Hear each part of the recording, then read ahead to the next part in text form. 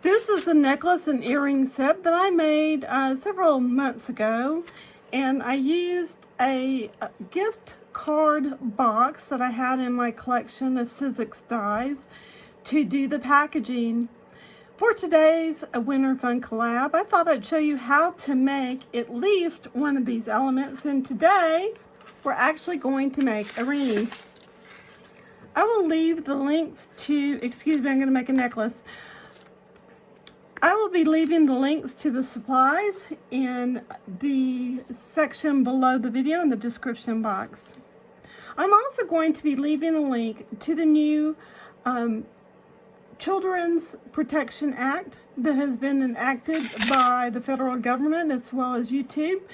And it is a really fabulous explanation of how this process actually works. My videos are not meant for children. And how to protect yourself in this really kind of confusing age on YouTube.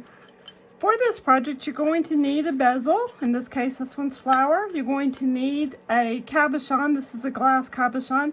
As you can see, it's slightly malformed. You really won't be able to tell that it is later.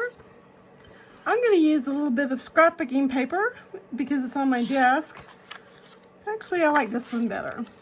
You're going to pick a section of the scrapbooking paper that you like, and you're going to want to put some glossy accents. This is actually called Glaze and Glue from Craft Fantastic Products. Don't be stingy. And as you can see, you can instantly see through this cabochon to make sure your placement is correct.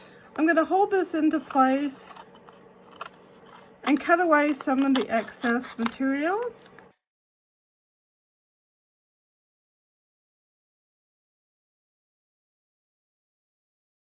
It's actually best to allow this product to partially dry or completely dry before you do this, but I'm not that patient.